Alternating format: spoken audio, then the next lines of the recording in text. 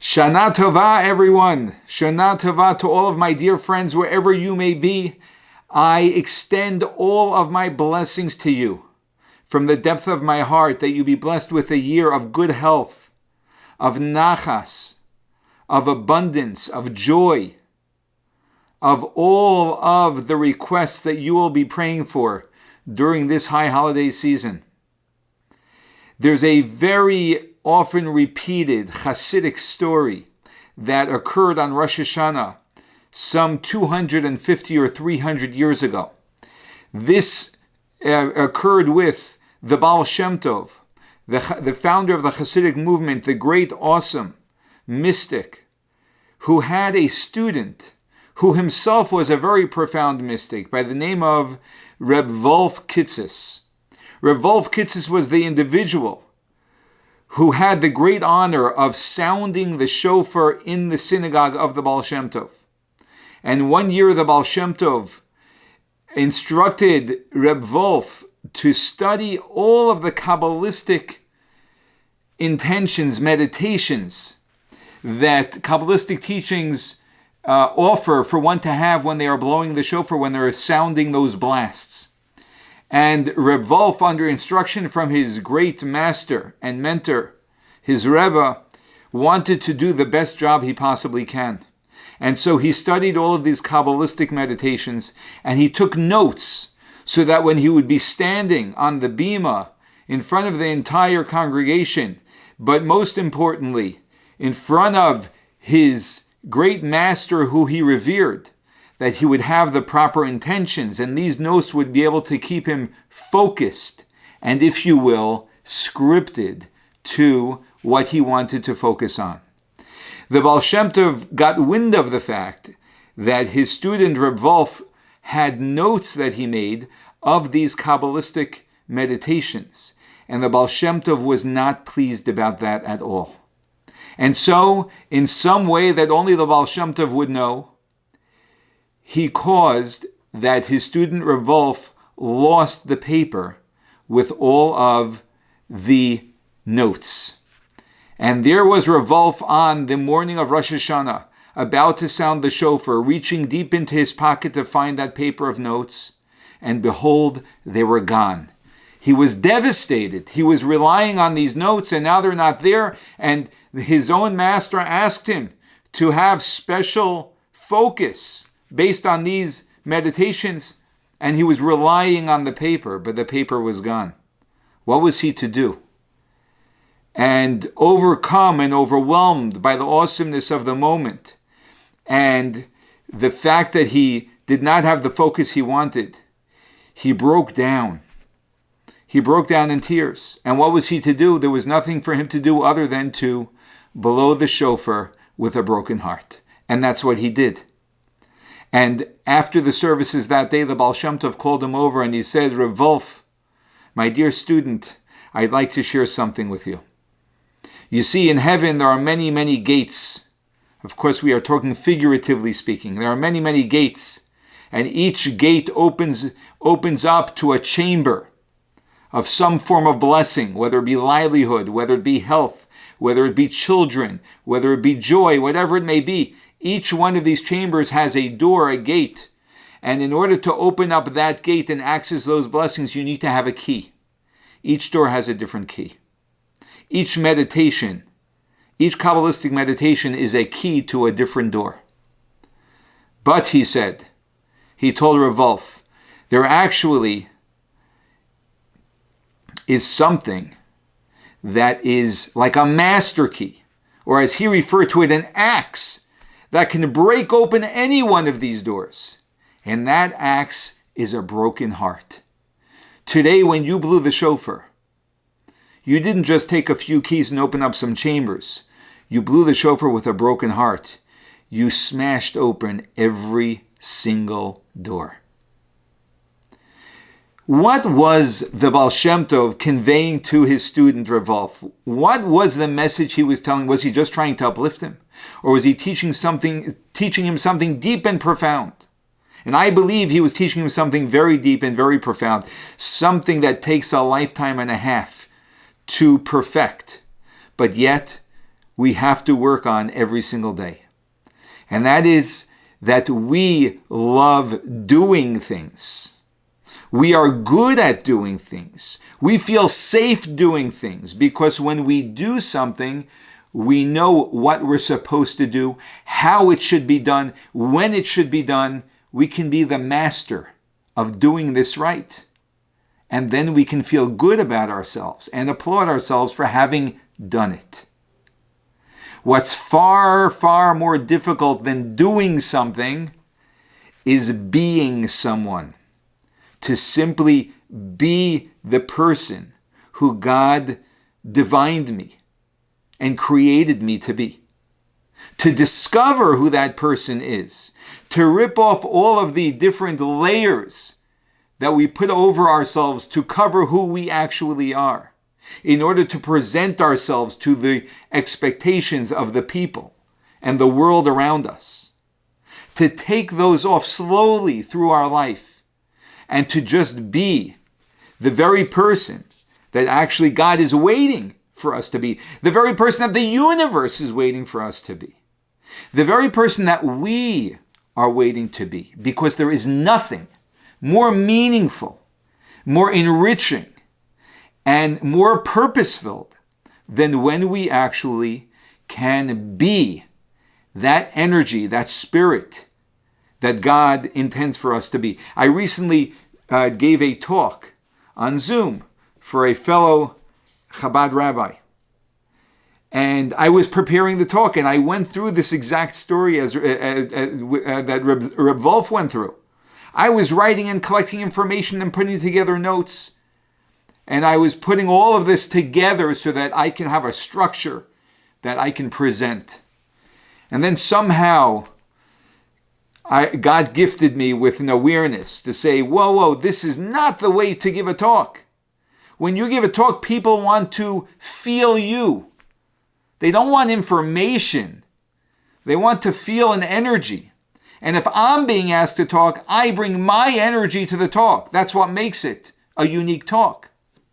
And so I pulled back. And I just took a concept. I just fleshed it out quite simply. And I went on to that Zoom, and I shared more of myself and less of the paper. And wouldn't you know, it was a phenomenal talk. Because when we are willing to be with the other people, instead of doing something for them, we are actually giving something which is far more meaningful and far more needed by the other people. There were a few years ago, there were a number of articles discussing, analyzing, trying to understand how it was that Western children from upper class homes who are given luxuries at a young age, who have seen half the world at a young age, who have experienced wonderful vacations that few people ever experienced in their life, were being radicalized by ISIS. What would attract a Western upper class kid who's got it all to something so radical? And recently, we were experiencing the same thing on our streets here in America, where we have children from upper class homes who are participating in smashing store windows and vandalizing privately owned stores. And you wonder, what, do you need the items in that store? You have it all in your home already. Why would such kids do such a thing? And part of the reason, at least part of the reason, if not most of the reason, is because every human being needs to experience meaning. That's what makes our life enriching and beautiful. We all know instinctively and deep down we were put here to be something for the world. And when we only have things done for us, but there's no one who's there who is going to be there for me. If my parents are just doing things for me, but they're not willing to be there for me, I am lacking that beautiful, deep connection, that meaning that comes from two people who can be there for each other. I just recently learned. I always used to think that my older children who are away from home, when they call me because they need something. Something needs to be done. So I get on the phone and I'm very realistic and focused. Okay, what do you need? Let's do it. And then I suddenly learned that when I'm on the phone with my child and I have nothing to say in that very moment, and they have nothing to say, and we're both silently on the phone together until one of us, begins to say something because we then think of something to say. We are being with each other. And even though we can't be with each other in person, we are with each other consciously. And none of us hang up because we both enjoy that deeply, because it's meaningful for my child to be with me. It's very meaningful for me to be with my child at the very same time. During the last 6 months, I'm sure just as your life was jolted, mine was in many ways as well. When our lives are jolted, we can get stuck in being a victim of what just happened. Woe is to me, how terrible things are, and all of us have been presented with challenges. Whether we were sick as I was, whether we had a lot of children at home as I had, whether finances were affected, etc., etc. Many things happen to many people, different things to different people in different ways. We've all been jolted. But we need to know one thing. We need to remind ourselves of what we already know. And that is that when we are given a jolt in life, when God gives us a jolt in life, He's giving us an opportunity. He's giving us an opportunity.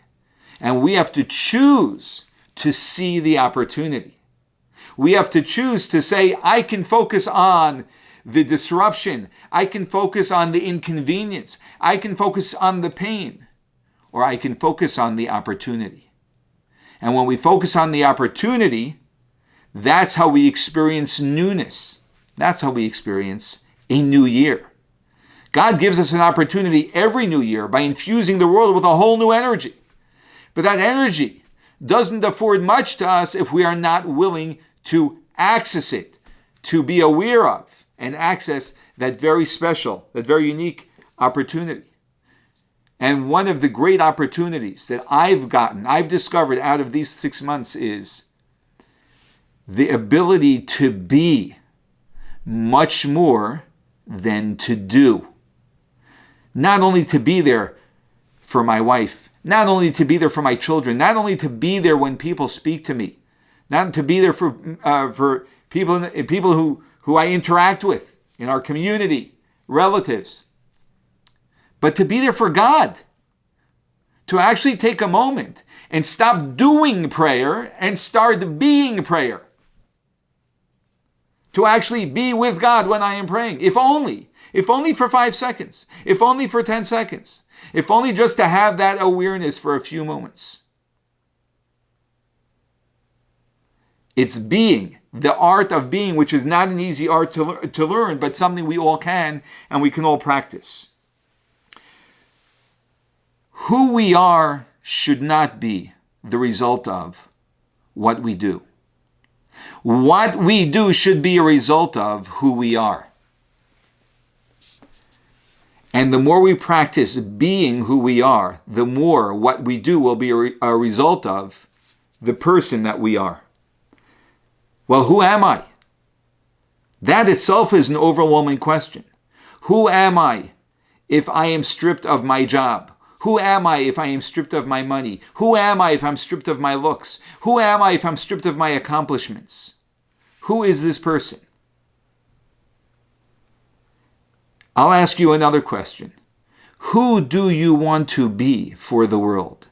Who are you willing to be for the world? Are you willing to be this year, perhaps, a generous spirit? Perhaps a loving spirit? Perhaps an uplifting spirit? Perhaps an inspiring spirit? We just had a very prominent rabbi do a Zoom talk for us. And when I asked him for his fee, he gave me a range. A range. The low end and the high end. He was very, very nice, to say, listen, whatever you can afford. What am I going to give him? The low end, the middle, or the high end? That's a decision I make based on who I want to be in this world. Do I want to be a stingy spirit, or do I want to be a generous spirit? I was just walking down the street on our block, and there was a very old stone wall that was being reconstructed because the stone wall was tilted. It was being reconstructed to be straight. And there were 3 gentlemen who worked for a week on reconstructing this world with this wall in a beautiful way. And I learned something from my father-in-law. When my father-in-law walks by someone's home and they have a beautiful garden and the owner's standing outside, he always, without fail, says, "What a beautiful garden you have." Now, my father-in-law is an extreme extrovert. I am an introvert, so that's not my nature. But I decided when walking by that wall to compliment them on the beautiful job. I'm going to enjoy that for years. Every time I walk down that block every single day. And I said, wow, beautiful job you guys did. That's a generous spirit. That's an uplifting spirit. We choose to be that. That's a choice that every single one of us can make. And maybe this year, we will also choose to be more Jewish. That's right. To be more Jewish. Hey, you can't be more Jewish? Well, let me tell you what I mean. I mean, as opposed to doing more Jewish, to be more Jewish. Doing Jewish is quite easy. God, what am I supposed to do? And I do it. But to be Jewish means that I am being in the doing. That when I am giving charity to a person, I'm not just doing to fulfill my obligation.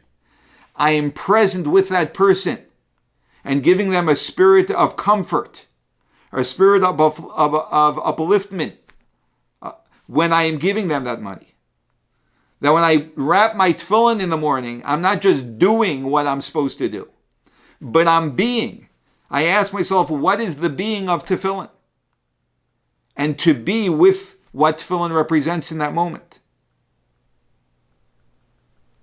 We can be there for God because God put the Jewish people here to be the spirit of the divine in this world, so that any other person or any other being for that matter that sees us says this person lives with God. They can see it by the way we react to things. They can see it by the way we make decisions, the way we choose what we do and what we don't do and how we do. That's our state of consciousness. There's a state of doing and there's a state of consciousness. There is the rituals of Judaism and there's the consciousness of Judaism. We can be more Jewish. We just have to choose to be in this very year. So I leave you with a blessing that I bless myself and all of us together, that this year we shouldn't just do things. We shouldn't just do something. We should be someone. And I know that Nike has coined the phrase, just do it. And I would say that we need to take that further. Let us not just do it. Let us start being it. Shana Tova.